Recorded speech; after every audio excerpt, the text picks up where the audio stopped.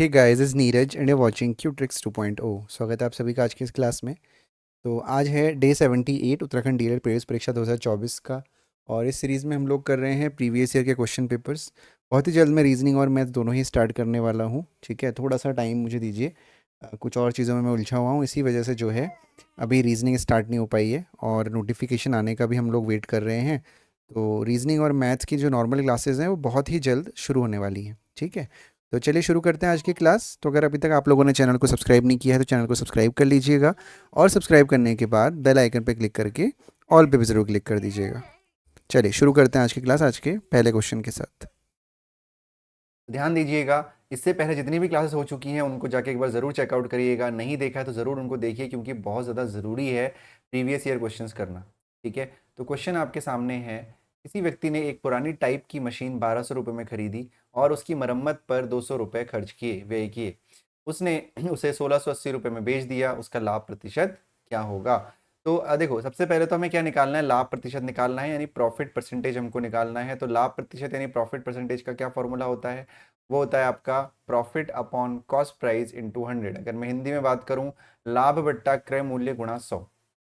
ठीक है, एक पुरानी टाइप मशीन 1200 रुपये में खरीदी और उसकी मरम्मत पर 200 रुपये खर्च किए और 1680 में बेच दी। देखिए, ये बात मैं पहले भी शायद क्लास में कई बार बोल चुका हूँ, आज फिर मैं दोबारा कह रहा हूँ। अगर कोई पुरानी चीज़ आप खरीद के लाते हैं और उसकी मरम्मत पे यानी उसके रिपेयर पे कुछ पैसा खर्च करते हैं, तो जो रिपेयर पे किया हुआ पैसा है, खर्च किया हुआ पैसा है, वो भी आपके क्रय मूल्य यानी कॉस्ट प्राइस में जुड़ता है। सिमिलरली, अगर मार्केट से आप कोई नई चीज़ खरीदते हैं और उस नई चीज़ को खरीदने के बाद उसको आप ट्रांसपोर्ट करके घर तक लेके आते हैं और ट्रांसपोर्टेशन में जो पैसा देते हैं वो भी आपके क्रय मूल्य और कॉस्ट प्राइस में जुड़ता है। तो यहाँ पे जो आपका क्रय मूल्य होगा यानी जो कॉस्ट प्राइस होगा वो होगा 1200 प्लस 200 यानी 1400 रुपीज़। ठीक है, 1400 रुपीज़ आपका क्रय मूल्य होगा। और जो सेलिंग प्राइस होगा यानी जो विक्रय मूल्य होगा वो होगा 1680 रुपये। कितना होगा? 1680 रुपये में बेच दिया। ठीक है, अब आपको क्या करना है? देखो, साफ साफ दिख रहा है कि जो क्रय मूल्य है वो 1400 रुपये है और जो विक्रय मूल्य है वो 1680 है। यानी जो प्रॉफिट हुआ है वो हुआ है 280 रुपये का। यानी 1680 में से 1400 माइनस करेंगे, 280 आपका आ जाएगा। कितना आ जाएगा? 280। ठीक है, 280 हो गया आपका प्रॉफिट। ठीक, तो प्रॉफिट 280 हो गया।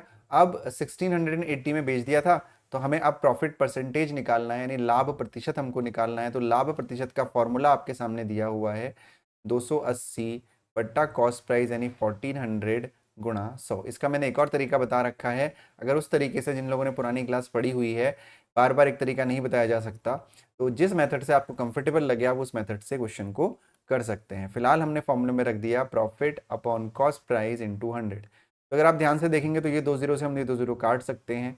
14 से इसको कट कर देंगे, 14 टू यानी 20, यानी 20% आपका आंसर होगा। यानी जो फायदा हुआ है वो आपको 20% का हुआ है। कितने का हुआ है? 20% का फायदा हुआ है। ठीक है, जो दूसरा तरीका है, दूसरा तरीका भी चलो मैं फिर से बता दे रहा हूँ अभी फिर से। जैसे दूसरे तरीके में कॉस्ट प्राइस को हम 100% मानते हैं, 100% कॉस्ट प्राइस मानते हैं। तो यहाँ पर जो आपका 1400 है वो आपका 100% के इक्वल है। तो जो 1 की वैल्यू होगी वो 100 अपॉन 1400 के इक्वल होगी। ठीक है, और जो 1680 की वैल्यू होगी, जो सेलिंग प्राइस की वैल्यू होगी, वो 100 अपॉन 1400 इंटू 1680 परसेंटेज के इक्वल होगी। अब इसको आपको सॉल्व करना है। 2 0 से 2 0 काट दीजिए। ठीक है, तो ये आपका हो जाएगा 14 वन ज़ा 14, 2 बचा, 14 टू ज़ा 20, यानी 120%। अब देखो, कॉस्ट प्राइस की वैल्यू 100% है, सेलिंग प्राइस की वैल्यू 120% है। आ गई? तो सेलिंग प्राइस की वैल्यू 120% कब होती है? जब 20% का प्रॉफिट होता है। तो यहाँ ऐसे भी आप क्वेश्चन को कर सकते थे। आप पर निर्भर करता है ये कैसे आप करना चाहते हैं। 20% आपका आंसर हो गया। ठीक है, बढ़ते हैं अगले क्वेश्चन की तरफ। किसी वस्तु का अंकित मूल्य 500 रुपये है, वह 20% और 10% के दो क्रमिक बट्टों पर बेची जाती है। उस वस्तु का विक्रय मूल्य क्या होगा? ये क्वेश्चन मैं आपको पहले करवा चुका हूं। अगर क्रमिक बट्टों की बात करेंगे यानी सक्सेसिव डिस्काउंट की बात करेंगे, तो वहां पे आपको इन दोनों को जोड़ना नहीं है। जैसे कि आप इन दोनों को अगर जोड़ दोगे तो ये हो जाएगा 30%, और ये अलग अलग होता है 20% प्लस 10%। दोनों का जो डिस्काउंट होता है वो डिफरेंट होता है, मैं पहले भी क्लास में डिस्कस कर चुका हूँ। तो इस क्वेश्चन को करने के लिए सबसे आसान तरीका जो है वो मैंने आपको बताया। अंकित मूल्य है 500, 20% डिस्काउंट का मतलब है 80% निकालना। यानी पहले इसका 80/100 निकाल दीजिए, ठीक है, एक वैल्यू आ गई। फिर उस पूरी वैल्यू का, यानी इस पूरी वैल्यू का 10% डिस्काउंट का मतलब है 90/100 निकाल दिया। तो 2 0 से 2 0 कट गए, ये 2 0 से ये 2 0 कट गए, तो ये आपका हो गया 8 9 72 और इंटू 5, ठीक है। तो ये हो जाएगा 360, यानी 360 आपका आंसर होगा। वो है आपका ऑप्शन नंबर सी, है ना। 72 इंटू 5 360। अब आप पूछोगे सर आपने कैसे किया, मुझे आता है। अगर किसी भी नंबर को इंटू 5 करना है तो उसका हाफ कर दीजिए और इंटू 10 कर दीजिए, आपका आंसर आ जाएगा। तो यानी उस वस्तु का जो विक्रय मूल्य है वो 360 है। इस क्वेश्चन को करने का और भी तरीका हो सकता था। जो क्रमिक बट्टों का एक फॉर्मूला होता है वो होता है plus minus X plus minus Y plus minus X Y upon 100। उस तरीके से भी आप इस क्वेश्चन को कर सकते थे, लेकिन जहां पे क्वेश्चन की अप्रोच इजी हो वैसे क्वेश्चन को करना चाहिए। कोई जरूरी नहीं कि एक ही अप्रोच से सारे क्वेश्चन इजीली सॉल्व हो जाएंगे। तो कहीं पे कोई अप्रोच लगती है, कहीं पे कोई अप्रोच लगती है। तो मोस्ट ऑफ द केसेस में जो अप्रोच होती है वो सेम होती है, लेकिन कई बार कुछ ऐसे केस आ जाते हैं कि जहाँ पे अप्रोच आपको चेंज करनी पड़ती है क्वेश्चन के अकॉर्डिंग, जिससे कि क्वेश्चन हमारा जल्दी और एकदम एक्यूरेट निकले उसका आंसर, ठीक है। होपफुली क्वेश्चन आपको समझ में आया होगा। बढ़ते हैं आज के अगले क्वेश्चन की तरफ। तो जो आज का अगला क्वेश्चन है वो है, किसी वस्तु को उसके अंकित मूल्य पर 14% का बट्टा देकर 387 रुपए में बेच दिया जाता है। वस्तु का अंकित मूल्य क्या होगा, ठीक है, वस्तु का अंकित मूल्य क्या होगा। बहुत सिंपल सा क्वेश्चन है। अगर आप इसको चाहें तो आप दो तरीके से कर सकते हैं, 100% भी मान सकते हैं, लेकिन यहाँ पे आप ये समझ के चलिए कि अंकित मूल्य यानी मार्क प्राइस, जिसको मैं एमपी से दिखाता हूँ, है ना। मार्क प्राइस मान लेते हैं कि एक्स था, बिना एक्स से भी हो जाएगा, कोई प्रॉब्लम नहीं है, एक्स था। और मैंने आपको अभी पिछले क्वेश्चन में बताया कि अगर आपने 20% डिस्काउंट किया है तो आप 80% निकालोगे, अगर आपने 10% डिस्काउंट किया है तो आप 90% निकालोगे, क्योंकि ये नया तरीका है। पुराना तरीका क्या कहता है कि पहले 20% निकाला, फिर उसको 20 में से 20 उससे माइनस कर दिया। तो डबल स्टेप से करने की आवश्यकता नहीं है। तो एक्स हो गया, किसी वस्तु को उसके अंकित मूल्य पर 14% का बट्टा देकर 387 में बेच दिया, यानी एक्स हो गया अंकित मूल्य हमारा। इस अंकित मूल्य पे 14% का बट्टा लगाया गया, यानी जैसे 20% डिस्काउंट पे, यानी 20% का बट्टा होने पे 80 हो जाता है, यानी 14% के डिस्काउंट में कितना होगा, 100 में से पहले 14 माइनस करोगे, 100 में से पहले 10 माइनस करिए 90 आता है, 90 में से 4 माइनस करेंगे 86 आता है। यानी आपको 86% निकालना है, यानी x का 86%, यानी x इंटू 86/100 की जो वैल्यू है वो है 387, ठीक है। तो जो x की वैल्यू हो जाएगी वो हो जाएगी 387 इंटू 100/86, ठीक है, 387 इंटू 100/86। अब इसको सॉल्व करना है तो यहाँ पे एक बात आपको समझनी पड़ेगी कि यहाँ पे 7 है और ये 6 है, तो अगर ये गलत नहीं है 1486, ठीक है, 387 में बेच दिया, अंकित मूल्य पर इतना बट्टा लगाकर बेच दिया तो अंकित मूल्य, हाँ बिल्कुल सही कर रहे हैं हम लोग। अब इसको हमें कट करना है तो सिंपली हम क्या करते हैं, हम इसको डिवाइड कर देंगे, 38700 या 387 को 86 से डिवाइड करेंगे।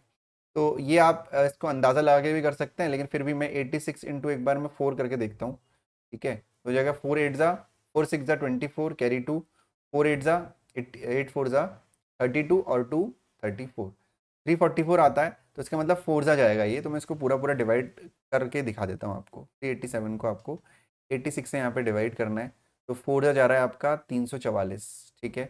7 में से 4 गया 3 और 8 में से 4 गया 4, 43 आ गया। अब 43 86 से डिवाइड तो हो नहीं सकता, पॉइंट लगेगा और यहाँ पे 0 बढ़ेगा, ठीक है। अब 4 वाले हमारे पास कितने ऑप्शन है देखो, एक है 450, एक है 427, एक है 440, यानी अब ये 430 है और 430 है, तो इसका मतलब 86 इंटू 5 करके देख लो एक बार, मुझे लगता है पूरा पूरा हो जाएगा।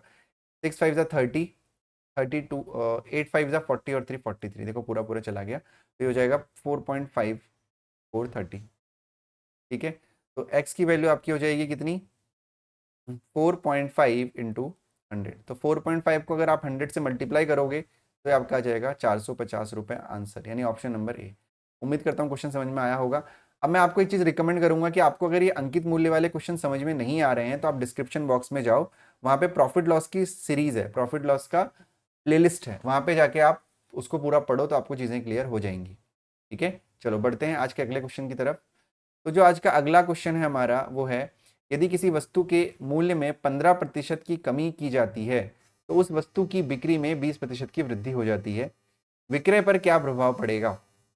अब ऐसे क्वेश्चंस में हालांकि आप इसको 100 एज्यूम करके भी कर सकते हो, लेकिन बहुत कॉम्प्लिकेट हो जाता है, बहुत कंफ्यूजन क्रिएट हो जाता है।